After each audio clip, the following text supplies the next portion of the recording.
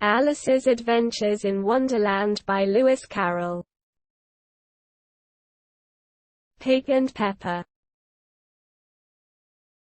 For a minute or two she stood looking at the house, and wondering what to do next, when suddenly a footman in livery came running out of the wood. She considered him to be a footman because he was in livery. Otherwise, judging by his face only, she would have called him a fish, and rapped loudly at the door with his knuckles. It was opened by another footman in livery, with a round face, and large eyes like a frog, and both footmen, Alice noticed, had powdered hair that curled all over their heads. She felt very curious to know what it was all about, and crept a little way out of the wood to listen.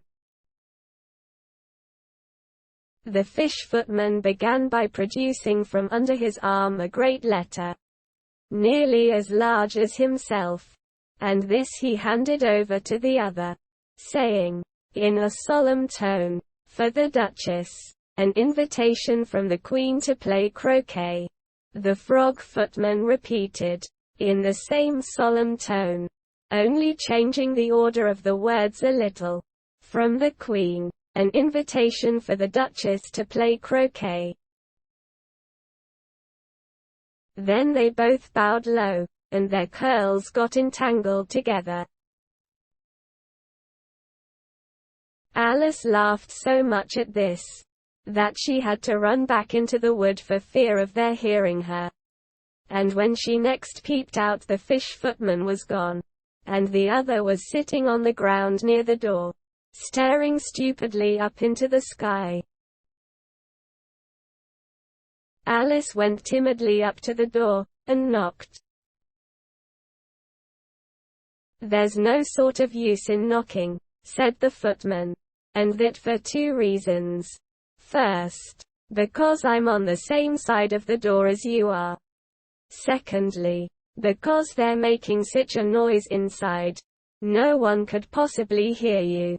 And certainly there was a most extraordinary noise going on, within, a constant howling and sneezing, and every now and then a great crash, as if a dish or kettle had been broken to pieces." "Please, then," said Alice, "how am I to get in?" "There might be some sense in your knocking," the footman went on without attending to her. "If we had the door between us. For instance, if you were inside, you might knock, and I could let you out. You know." He was looking up into the sky all the time he was speaking, and this Alice thought decidedly uncivil. But perhaps he can't help it, she said to herself. His eyes are so very nearly at the top of his head. But at any rate he might answer questions. "How am I to get in?" she repeated, aloud. "I shall sit here," the footman remarked, "till tomorrow." At this moment the door of the house opened, and a large plate came skimming out, straight at the footman's head. It just grazed his nose, and broke to pieces against one of the trees behind him. "Or next day, maybe," the footman continued in the same tone, exactly as if nothing had happened. "How am I to get in?" asked Alice again, in a louder tone. "Are you to get in at all?" said the footman. "That's the first question, you know." It was, no doubt, only Alice did not like to be told so. "It's really dreadful," she muttered to herself. "The way all the creatures argue. It's enough to drive one crazy." Quote. The footman seemed to think this a good opportunity for repeating his remark, with variations. "I shall sit here," he said, "on and off, for days and days." "But what am I to do?" said Alice. "Anything you like," said the footman, and began whistling. "Oh, there's no use in talking to him," said Alice desperately. "He's perfectly idiotic." And she opened the door and went in. The door led right into a large kitchen, which was full of smoke from one end to the other. The Duchess was sitting on a three-legged stool in the middle, nursing a baby. The cook was leaning over the fire, stirring a large cauldron which seemed to be full of soup. "There's certainly too much pepper in that soup," Alice said to herself, as well as she could for sneezing. There was certainly too much of it in the air. Even the Duchess sneezed occasionally. And as for the baby, it was sneezing and howling alternately without a moment's pause. The only things in the kitchen that did not sneeze were the cook, and a large cat which was sitting on the hearth and grinning from ear to ear.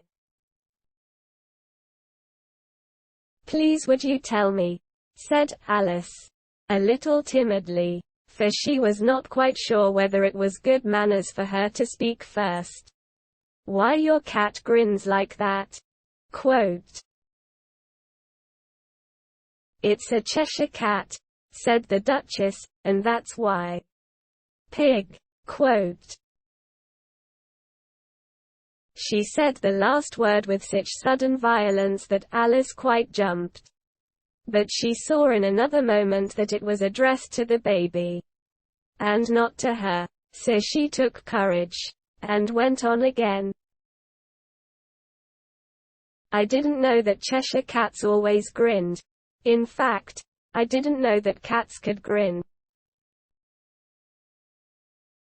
"They all can," said the Duchess, "and most of 'em do."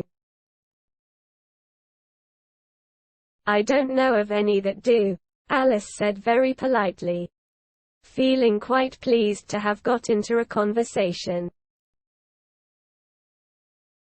"You don't know much," said the Duchess, "and that's a fact." Alice did not at all like the tone of this remark, and thought it would be as well to introduce some other subject of conversation. While she was trying to fix on one, the cook took the cauldron of soup off the fire, and at once set to work throwing everything within her reach at the Duchess and the baby. The fire irons came first, then followed a shower of saucepans, plates, and dishes. The Duchess took no notice of them even when they hit her, and the baby was howling so much already that it was quite impossible to say whether the blows hurt it or not. "Oh, please mind what you're doing," cried Alice, jumping up and down in an agony of terror. "Oh, there goes his precious nose," as an unusually large saucepan flew close by it, and very nearly carried it off. "If everybody minded their own business," the Duchess said in a hoarse growl, "the world would go round a deal faster than it does." "Which would not be an advantage," said Alice, who felt very glad to get an opportunity of showing off a little of her knowledge. "Just think of what work it would make with the day and night. You see, the Earth takes 24 hours to turn round on its axis." "Talking of axes," said the Duchess, "chop off her head." Quote. Alice glanced rather anxiously at the cook, to see if she meant to take the hint, but the cook was busily stirring the soup, and seemed not to be listening, so she went on again. 24 hours, I think. Or is it 12? Oh, don't bother me," said the Duchess. "I never could abide figures. and with that she began nursing her child again, singing a sort of lullaby to it as she did so, and giving it a violent shake at the end of every line.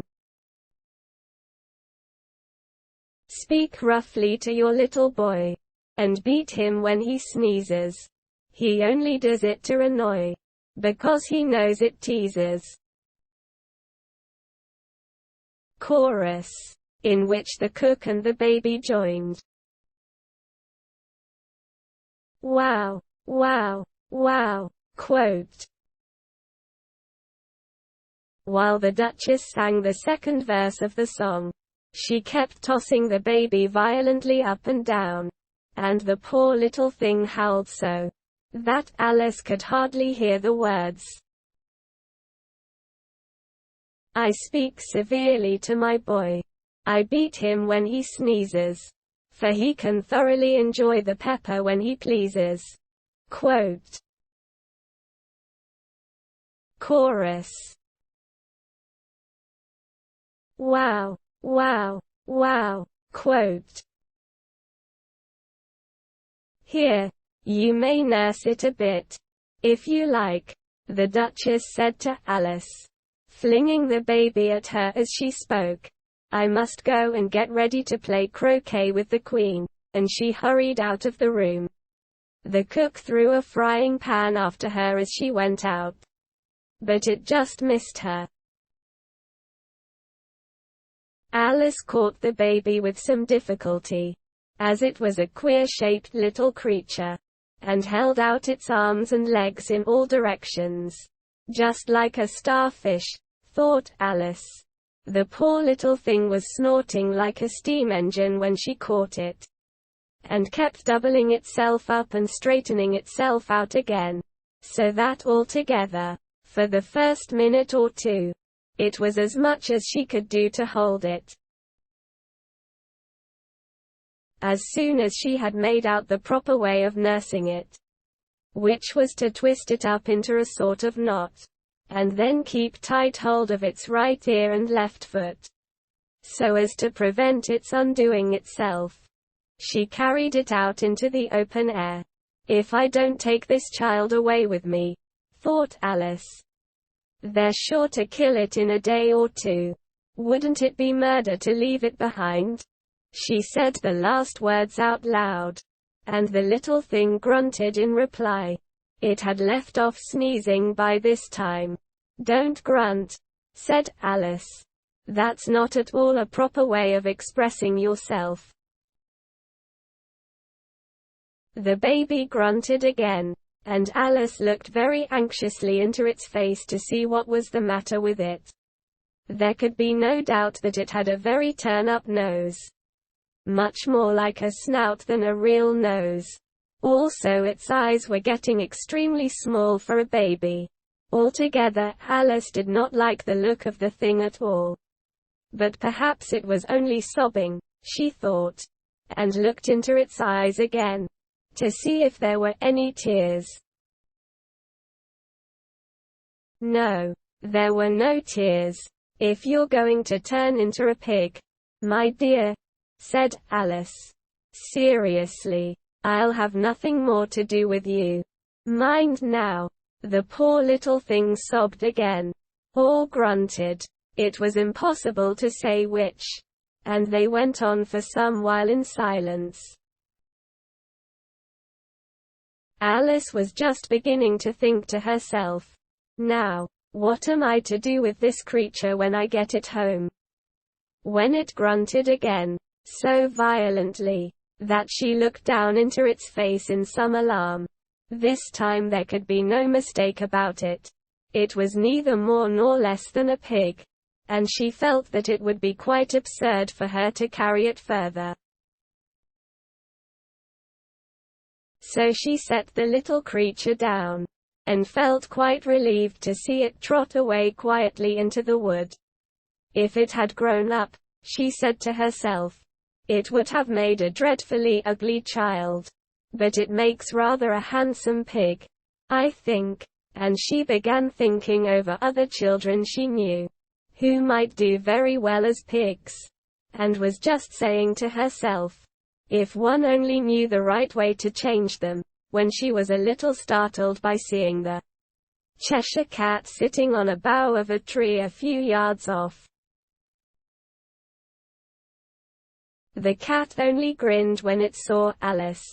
It looked good-natured, she thought. Still it had very long claws and a great many teeth, so she felt that it ought to be treated with respect. Cheshire Puss, she began, rather timidly, as she did not at all know whether it would like the name. However, it only grinned a little wider. Come, it's pleased so far, thought Alice. And she went on, would you tell me, please, which way I ought to go from here? Quote, that depends a good deal on where you want to get to, said the cat. I don't much care where, said Alice. Then it doesn't matter which way you go, said the cat. So long as I get somewhere, Alice added as an explanation. Oh, you're sure to do that, said the cat, if you only walk long enough. Alice felt that this could not be denied, so she tried another question. What sort of people live about here? Quote, in that direction, the cat said, waving its right paw round, lives a hatter, and in that direction, waving the other paw, lives a March hare. Visit either you like. They're both mad. But I don't want to go among mad people, Alice remarked. Oh, you can't help that, said the cat. We're all mad here. I'm mad. You're mad.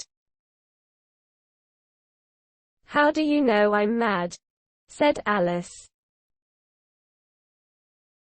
You must be, said the cat, or you wouldn't have come here. Alice didn't think that proved it at all.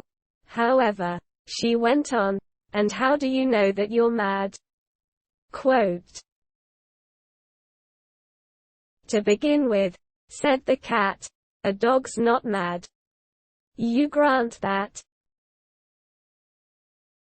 I suppose so, said Alice. Well, then, the cat went on, you see, a dog growls when it's angry, and wags its tail when it's pleased. Now I growl when I'm pleased, and wag my tail when I'm angry. Therefore I'm mad. I call it purring, not growling, said Alice. Call it what you like, said the cat. Do you play croquet with the Queen today? I should like it very much, said Alice, but I haven't been invited yet. You'll see me there, said the cat, and vanished. Alice was not much surprised at this. She was getting so used to queer things happening. While she was looking at the place where it had been, it suddenly appeared again. By the by, what became of the baby? Said the cat. I'd nearly forgotten to ask. It turned into a pig, Alice quietly said, just as if it had come back in a natural way. I thought it would, said the cat, and vanished again. Alice waited a little, half expecting to see it again, but it did not appear, and after a minute or two she walked on in the direction in which the March hare was said to live. I've seen hatters before, she said to herself. The March hare will be much the most interesting. And perhaps as this is May it won't be raving mad, at least not so mad as it was in March. As she said this, she looked up, and there was the cat again, sitting on a branch of a tree. "Did you say pig, or fig?"